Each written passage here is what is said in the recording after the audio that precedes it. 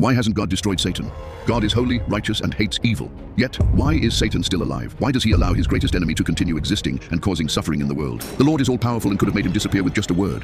But he didn't. He let him live. Why? We'll address that very question. The answer is not simple, but it's clearly found in the Bible. Today, you'll learn why God hasn't eliminated Satan or the fallen angels and gain deep insight into God's eternal plan. If you believe in the Lord, leave a comment below, and don't forget to subscribe to our channel for more powerful revelations. Before becoming God's enemy, Satan was an angel. But not just any angel. God desired to do something extraordinary, and from his infinite wisdom and love, he created Lucifer, the morning star. His name means light bearer, because what God began, he will finish, and he will finish it in victory. Amen. If this video helped you understand God's plan, click like so it can reach other believers, and remember to share it with those you love. If you want a deeper understanding of Lucifer's story, you have to watch this video appearing on your screen. It's the complete story of Lucifer's creation and fall, already viewed by millions of believers. If you haven't watched it yet, just click on the video. May God bless you and your family.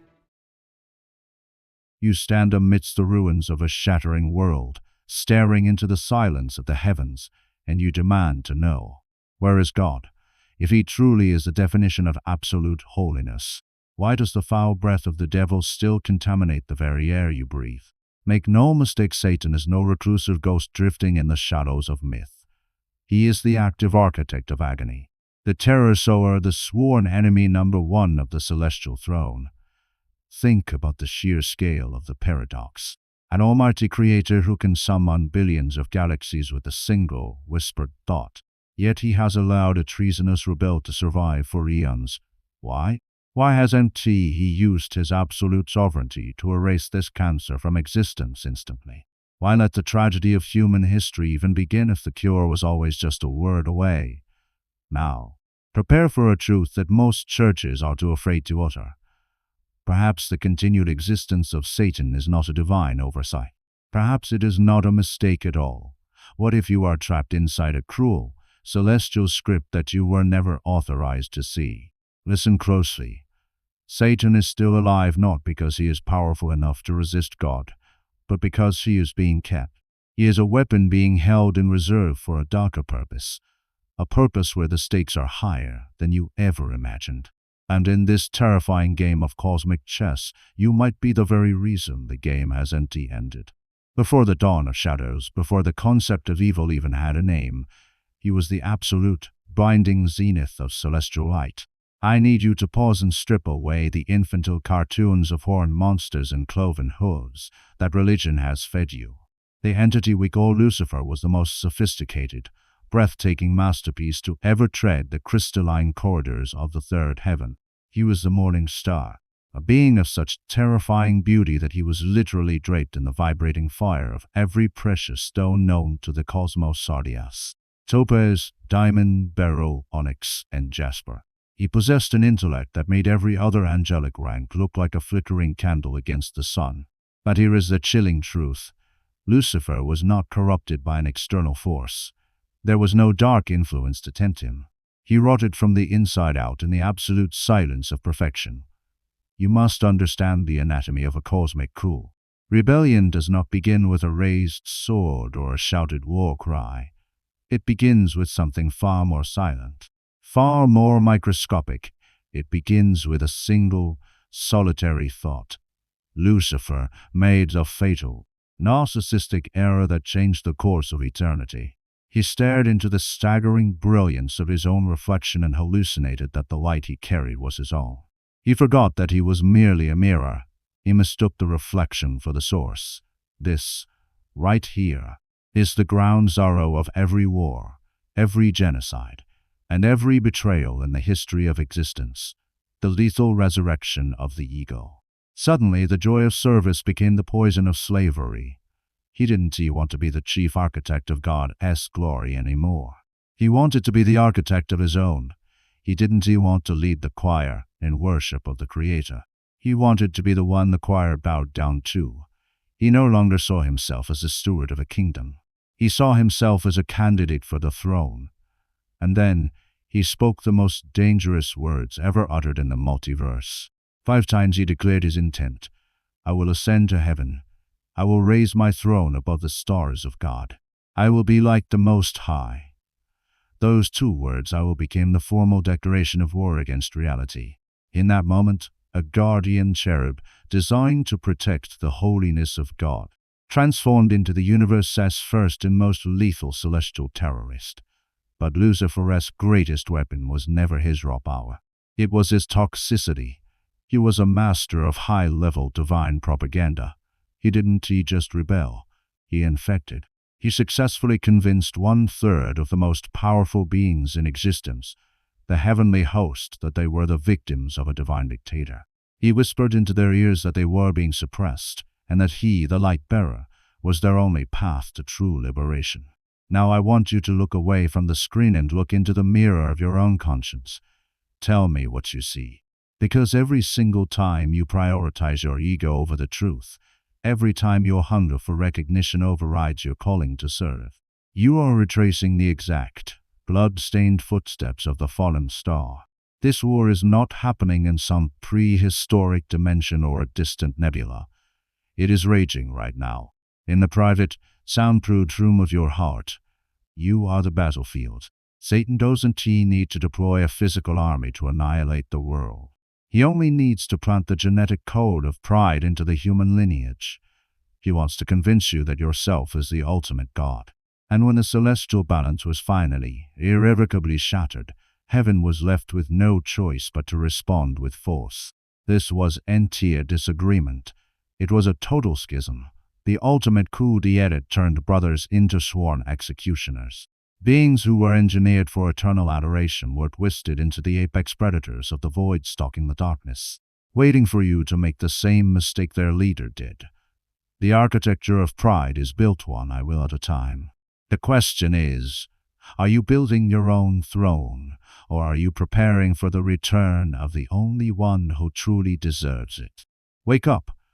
You have been systematically pacified by a billion-dollar entertainment industry that wants you to believe in a fair fight. Cinema and pop culture have fed you a lie. The seductive image of a cosmic balance. An epic struggle between two equal and opposite powers, light versus dark, heaven versus hell.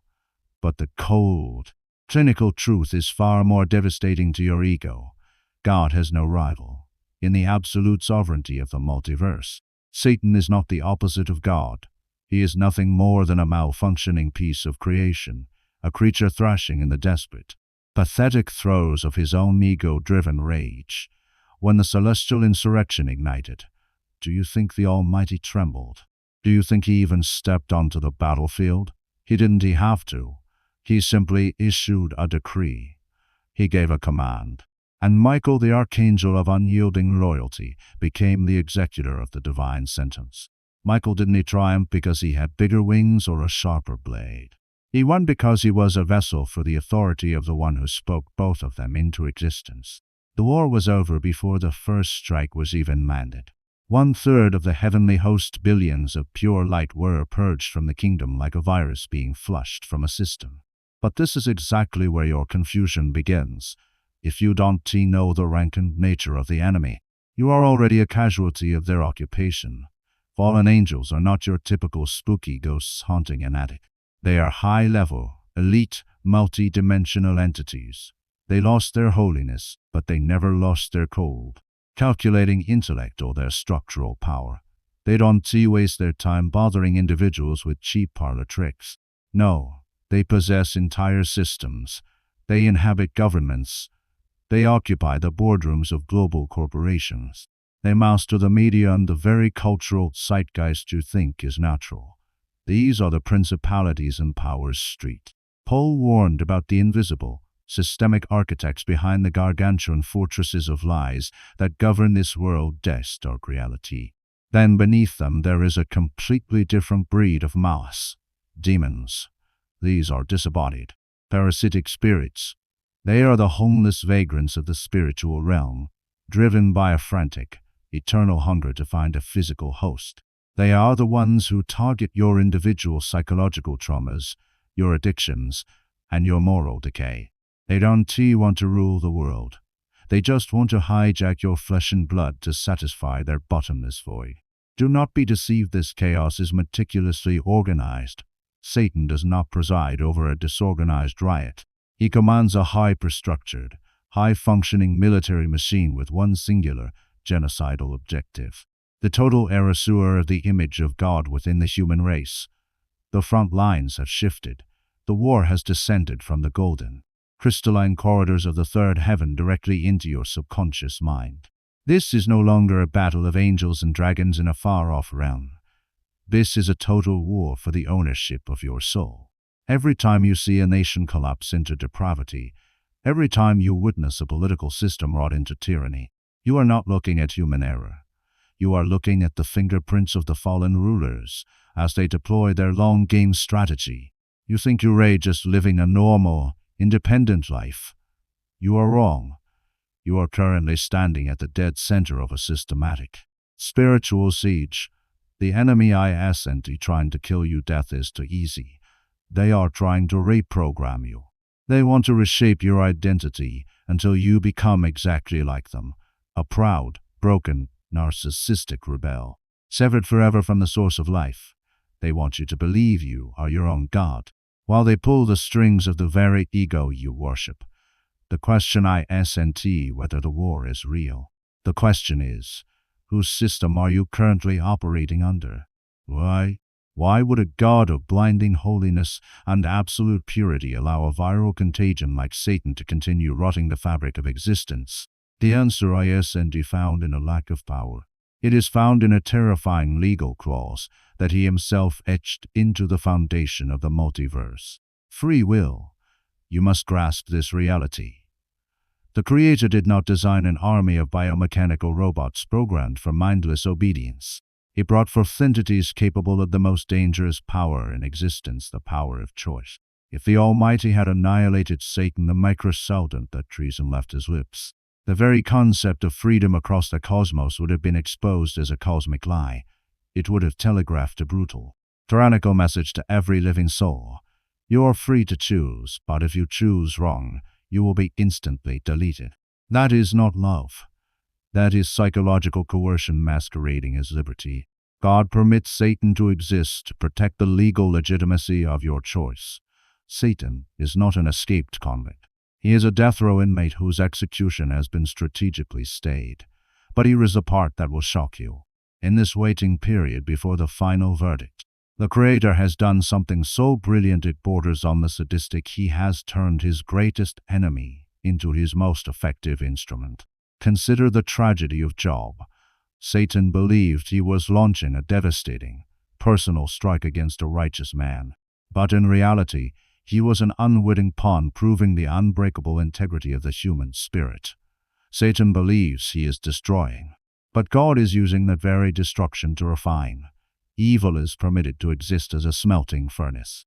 In that fire, everything that is fake, everything that is lukewarm, is incinerated, leaving only the pure, unadulterated gold of the soul to shine through. The absolute zenith of this divine trap was triggered on a hill called Calvary. Satan used every dirty tactic in his arsenal to drive the nails into the hands of Jesus. He believed he had achieved the ultimate, impossible victory, the murder of the Son of the Most High. But at that exact moment of dark triumph, the trap snapped shut. The devil, in his arrogance, didn't he realize that the very death he had masterminded was the master key to the prison of humanity? He was manipulated into executing the very plan of redemption he spent eons trying to prevent. The serpent bit the heel, and in doing so, he swallowed the poison of his own defeat.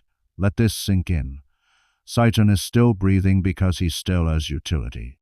He is the cosmic sifter. He is the benchmark used to categorize the universe. Who are those who worship their own ego like Lucifer? And who are those who choose to bow before the truth?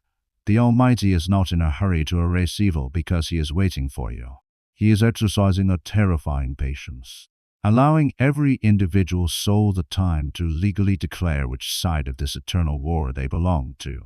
The warrant for Satan's execution was signed in blood 2,000 years ago, but the date of the execution is determined by a divine legal protocol that refuses to be rushed by human emotion.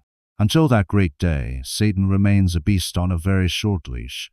He can roar, he can claw at your life, and he can claim his momentary victories, but he can never, and will never, step outside the boundaries of the script written by the sovereign hand.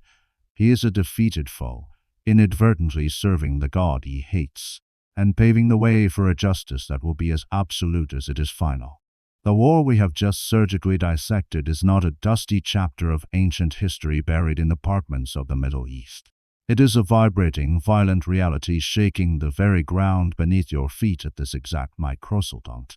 You need to understand the absolute gravity of the situation. The victory of heaven is not a possibility.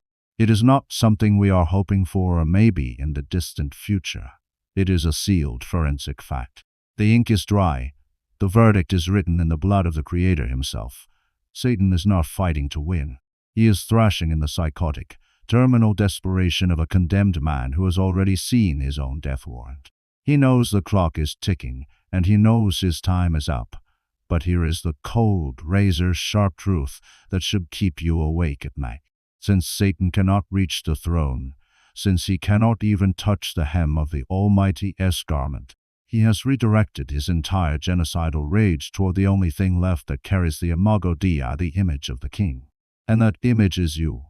Every agonizing pain you endure, every crushing betrayal you suffer, and every dark temptation that whispers in your ear is not a sign that God has failed. It is not evidence that the throne is empty. On the contrary, it is the smoking gun proof that the war has reached its most brutal, final phase. Stop waiting for a magic wand to make the devil vanish instantly. That is a child's theology. Instead, wake up to the terrifying honor of the present moment. God is not removing the enemy yet, because he is giving you the opportunity to be a warrior, not a victim. He is handing you a sword in the middle of a slaughterhouse and asking you if you have the spine to stand. The continued existence of the adversary is the ultimate, non-negotiable test of your loyalty. It is the cosmic fire meant to reveal what you are truly made of. There is no middle ground. There is no neutral in this conflict.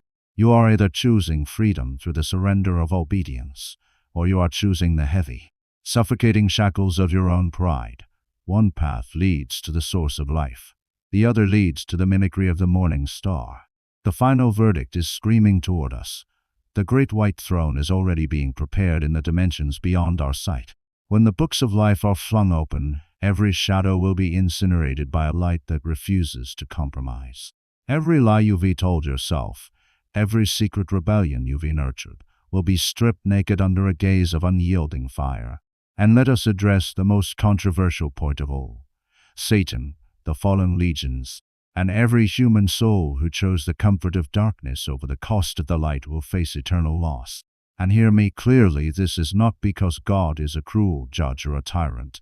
It is the inevitable, mathematical conclusion of the choices they fought to keep. God does not send people to destruction. He simply honors their final decision to exist without him. If you choose the path of the rebel, you must accept the fate of the rebel. The battle is over. The enemy is already a corpse waiting to be buried. The smoke of the celestial conflict is beginning to clear, and as the dust settles, only one question remains, and it is the only question that matters for your eternity. Which side of history are you standing on? Are you a trophy of the King's grace, or are you a casualty of the Serpent's pride? If this revelation has pierced through the noise of your life, do not remain silent. Silence in the face of this war is a confession of defeat. I want you to go to the comments right now and leave a bold declaration. Let the world know whose side you are on. If you are ready to stop being a victim and start being a son or daughter of the Most High, then claim your ground. Subscribe to this channel, not for entertainment, but for the intelligence reports you need to survive the coming spiritual breaches. Share this message like a volley of arrows into the heart of the darkness. This is not just a video. It is an act of war against the dawning shadows.